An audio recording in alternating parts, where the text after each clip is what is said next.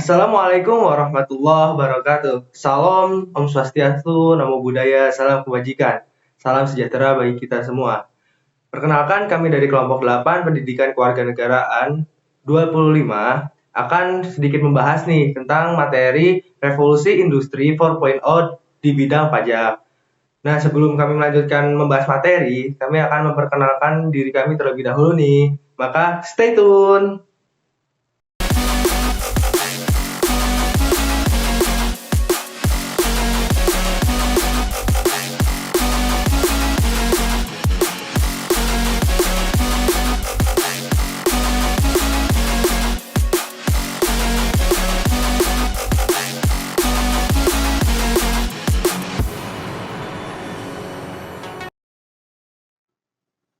Apa itu pajak? Pajak adalah kontribusi wajib kepada negara yang terutang oleh orang pribadi atau badan yang bersifat memaksa berdasarkan undang-undang, dengan tidak mendapatkan imbalan secara langsung dan digunakan untuk keperluan negara bagi sebesar-besarnya kemakmuran rakyat. Pajak sudah dikenalkan sejak zaman kolonial Belanda. Pada saat itu, wewenang penetapan pajak ada pada pemerintah atau official assessment. Kemudian setelah kemerdekaan, pada tahun 1983, wewenang penetapan pajak ada pada wajib pajak atau self-assessment. Perpajakan diatur dalam Undang-Undang Dasar Negara Republik Indonesia tahun 1945 pasal 23A yang berbunyi, pajak dan pungutan lain yang bersifat memaksa untuk keperluan negara diatur dengan undang-undang.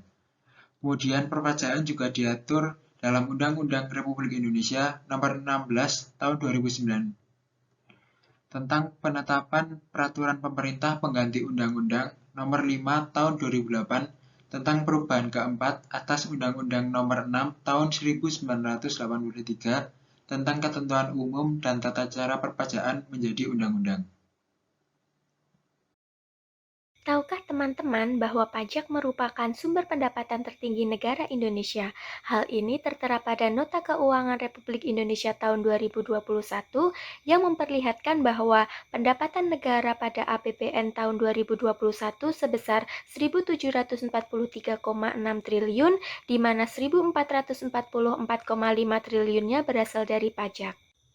Untuk lebih memahami jenis-jenis pajak di Indonesia, kami membagi menjadi 3 wilayah. Yang pertama pusat, kemudian provinsi, dan kabupaten. Di pusat sendiri terdapat pajak penghasilan, pajak pertambahan nilai, pajak perdagangan internasional, pajak ekspor, pajak bea dan cukai, dan lain sebagainya. Kemudian di tingkat provinsi terdapat pajak kendaraan bermotor dan di atas air, pajak bahan bakar kendaraan bermotor, pajak pengambilan dan pemanfaatan air bawah tanah, dan pajak rokok.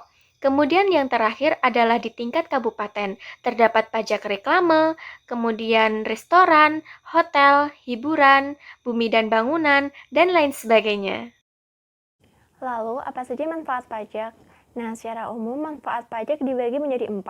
Yang pertama, untuk membiayai pengeluaran yang bersifat self-liquidating atau memberikan keuntungan. Misalnya seperti pengeluaran untuk proyek produktif barang ekspor. Yang kedua, untuk membiayai pengeluaran umum, yaitu dalam hal pembangunan infrastruktur dan fasilitas umum yang dapat dinikmati oleh masyarakat, seperti jalan, sekolah, dan rumah sakit. Yang ketiga, untuk membiayai pengeluaran produktif, yaitu pengeluaran yang dapat memberikan keuntungan ekonomis bagi masyarakat, seperti dalam hal pengairan untuk pertanian. Yang keempat, yaitu untuk membiayai pengeluaran tidak produktif, misalnya, yaitu dalam hal pertahanan dan membeli alat perang. Oke, revolusi industri keempat. Kita sering mendengar, baik itu dari tokoh nasional, tokoh internasional, ataupun bahkan dari lingkungan sekitar kita, dengan adanya revolusi industri keempat. Revolusi industri keempat ini apa sih? Revolusi industri menurut Chancellor Jerman Angela Merkel, revolusi industri keempat merupakan suatu transformasi komprehensif dari keseluruhan aspek produksi di industri melalui penggabungan teknologi digital dan internal dengan industri konvensional.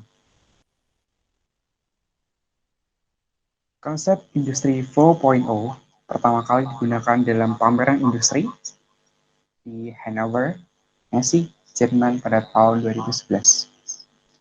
Jika kita melihat kelas balik pada industri kedua dan industri ketiga, di mana kedua revolusi industri tersebut akan menjadi acuan nantinya untuk revolusi industri keempat.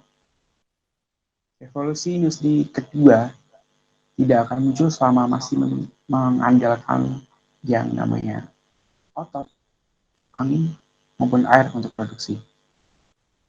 Industri ketiga mengupgrade produksi tersebut dengan menggunakan komputer dan juga robot. Hingga pada akhirnya menuju ke industri keempat menggunakan komputer dan robot sebagai dasar produksi. Lalu kemudian ada kemajuan komputer dalam industri 4.0. Yang pertama adalah internet. Komputer tersambung ke jaringan bersama. Komputer yang semakin kecil atau kita dapat katakan adalah smartphone merupakan suatu bagian dari revolusi industri keempat, atau kita dapat katakan adalah Internet of Things. Kedua adalah 1001 sensor baru.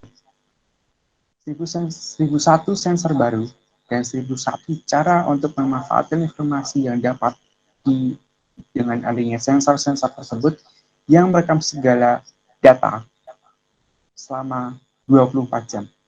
Atau bisa dikatakan adalah big data karena semakin banyaknya data yang tidak dapat digunakan secara individual atau secara manual. Kemudian adalah cloud computing. Cloud computing ini merupakan gabungan dari internet dan juga 1001 sensor baru, di mana perhitungan rumit memerlukan komputer yang dimana tersambung dengan adanya internet.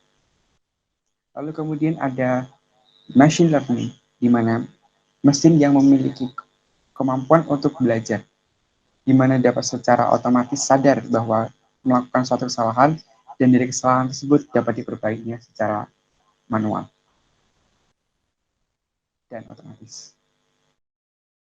Revolusi Industri 4.0 yang ditandai dengan masifnya penggunaan teknologi digital membawa berbagai kemudahan, termasuk dalam sektor perpajakan. Akan tetapi, masifnya penggunaan teknologi juga menghadirkan tantangan tersendiri di sektor pajak.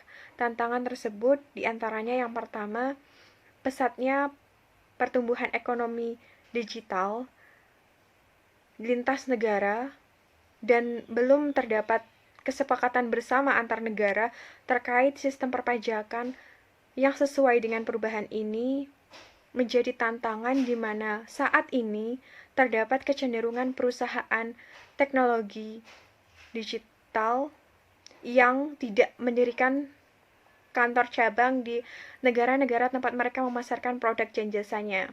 Sedangkan dalam pajak, pengenaan pajak masih didasarkan pada tempat atau lokasi fisik perusahaan tersebut berada. Perkembangan teknologi digital lintas negara juga mempersulit pemerintah dan pelaku usaha di berbagai negara untuk menentukan jumlah pengenaan pajak penghasilan yang tepat dan kepada otoritas negara mana pajak tersebut harus dibayarkan. Tantangan yang kedua, yakni penggunaan artificial intelligence secara masif diprediksi akan menggantikan pekerjaan manusia di sektor-sektor tertentu, di mana hal ini berpotensi untuk mengakibatkan penurunan penerimaan pajak penghasilan. Dan tantangan yang ketiga berkaitan dengan reformasi pajak, terdapat tantangan terkait kapabilitas dan integritas sumber daya manusia, dalam hal ini yakni pegawai pajak. Kapabilitas SDM pajak berkaitan dengan kemampuan untuk mensosialisasikan berbagai kebijakan dan sistem perpajakan kepada masyarakat.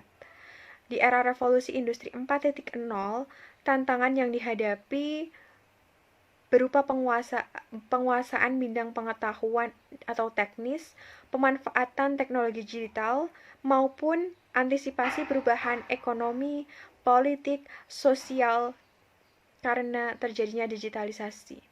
Sedangkan integritas SDM berkaitan dengan perilaku petugas pajak yang belum secara keseluruhan berpegang teguh pada nilai-nilai moral dan etika profesionalisme. di mana di era digital yang membawa perubahan mendasar pada akses informasi yang di satu sisi mempermudah dalam pelaksanaan tugas SDM pajak untuk melakukan pemeriksaan keuangan, namun di sisi lain ini juga membawa kesempatan yang lebih besar untuk melakukan kecurangan. Seperti yang sudah disampaikan sebelumnya, bahwa pajak merupakan sumber pendapatan negara tertinggi di Indonesia. Terlebih dengan adanya teknologi yang banyak berkembang pada era revolusi industri 4.0 seperti saat sekarang ini, teknologi seperti Internet of Things, integrated system, dan cloud computing dapat mempermudah masyarakat maupun pemerintah dalam mengontrol pembayaran pajak dari tiap-tiap individu. Dengan begitu, pendapatan negara yang diperoleh dari pajak akan terus meningkat akibat dari mudahnya akses dalam menghitung, menyetor, dan melaporkan pajak. Tentunya hal tersebut merupakan tren yang positif bagi perekonomian di Indonesia, terkhusus di masa pandemi seperti saat sekarang ini. Dalam konteks reformasi perpajakan, pemerintah melaksanakan modernisasi sistem administrasi perpajakan untuk mengakomodasi kebutuhan dan tuntutan masyarakat atas peningkatan efektivitas dan efisiensi sistem administrasi perpajakan. 3 bentuk utama dari modernisasi sistem administrasi perpajakan yang telah dilakukan pemerintah adalah e-registration, e-filing, dan e-billing. E-registration pajak merupakan sistem pendaftaran maupun perubahan data wajib pajak atau pengukuhan dan pencabutan pengukuhan pengusaha kena pajak lewat fasilitas sistem online yang terhubung langsung dengan Direktorat Jenderal Pajak. Sistem layanan e-registration yang diterbitkan oleh Direktorat Jenderal Pajak memberi kemudahan bagi masyarakat untuk melakukan pendaftaran wajib pajak baru untuk mendapatkan nomor pajak wajib pajak atau NPWP. Yang kedua adalah e-filing, yang mana e-filing adalah suatu cara atau proses penyampaian SPT elektronik yang dilakukan secara online dan real-time melalui koneksi jaringan internet pada website Direktorat Jenderal Pajak yang beralamat di www.pajak.go.id atau perusahaan penyedia jasa aplikasi atau application service provider seperti online pajak yang menyediakan lapor pajak online secara gratis. Yang ketiga adalah e-billing, yang mana e-billing ini adalah metode pembayaran pajak secara elektronik melalui billing system dengan menggunakan kode billing. Billing system merupakan sistem yang menerbitkan kode billing untuk pembayaran atau penyetoran penerima negara secara elektronik.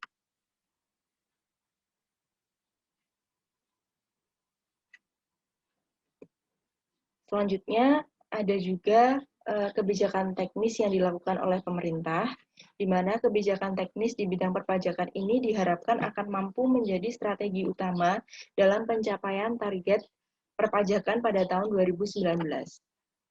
Ada 6 poin kebijakan teknis yang dilakukan oleh pemerintah, yang mana yang pertama adalah penguatan fungsi pelayanan atau tax service dalam rangka mendorong terciptanya kepatuhan wajib pajak secara sukarela. Yang kedua adalah peningkatan efektivitas pengawasan dalam rangka meningkatkan kepatuhan wajib pajak antara lain melalui implementasi Automatic Exchange of Information.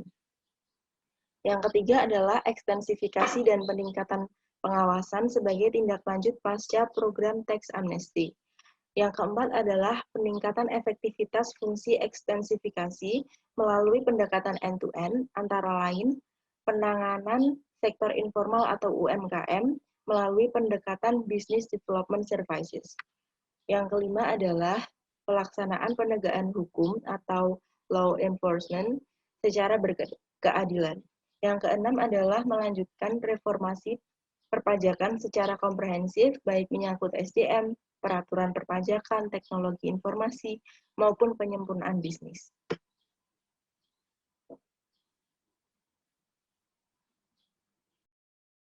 Nah, di sini saya akan membahas tentang apa yang bisa dilakukan untuk menghadapi revolusi industri 4.0 di bidang pajak. Dengan kondisi seperti ini, kita harus mengambil langkah untuk melakukan adaptasi dalam menghadapi revolusi industri 4.0. Kita pun harus merespon dengan sigap terkait dengan isu digital ekonomi ini.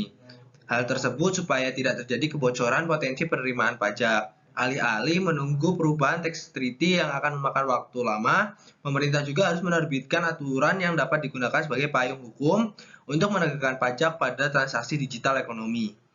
Sebelumnya, pemerintah telah menerbitkan peraturan terkait dengan perlakuan perpajakan di atas transaksi e-commerce, yang mana peraturan tersebut yaitu Peraturan Menteri Keuangan Nomor 210/PMK.010/2018.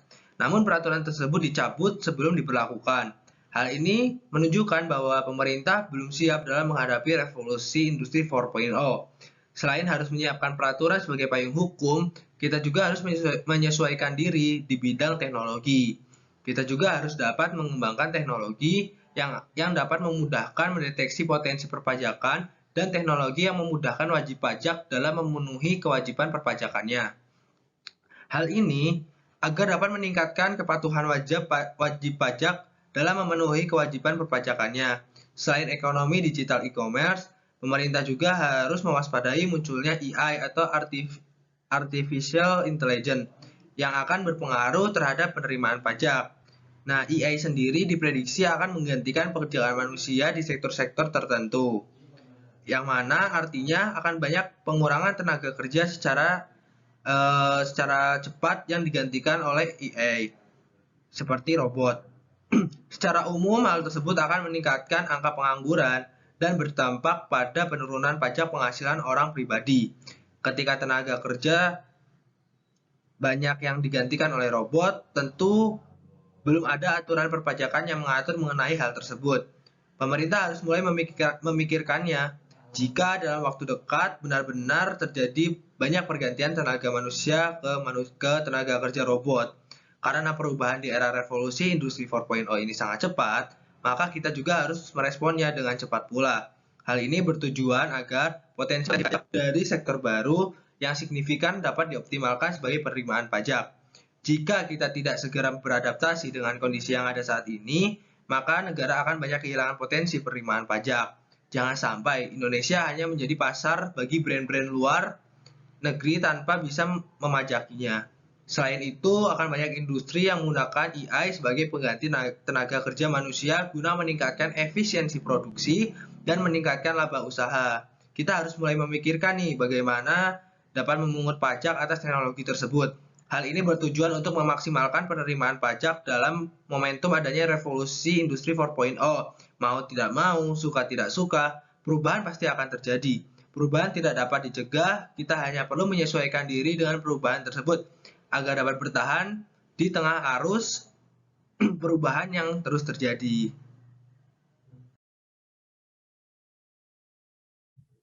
Berdasarkan materi yang telah dipaparkan oleh teman-teman sebelumnya, keseluruhan materi pajak ini dapat disimpulkan menjadi 3 bagian besar yang mencakup pengertian dan manfaat pajak, perkembangan sektor pajak dalam revolusi industri 4.0, dan strategi pemerintah dalam menghadapi tantangan yang muncul. Yang pertama, pajak merupakan suatu kontribusi wajib kepada negara yang berdasarkan undang-undang dan bersifat memaksa. Hal ini berlaku untuk setiap pribadi atau suatu badan. Pajak merupakan salah satu sumber pendapatan negara yang dibagi dalam 3 cakupan wilayah.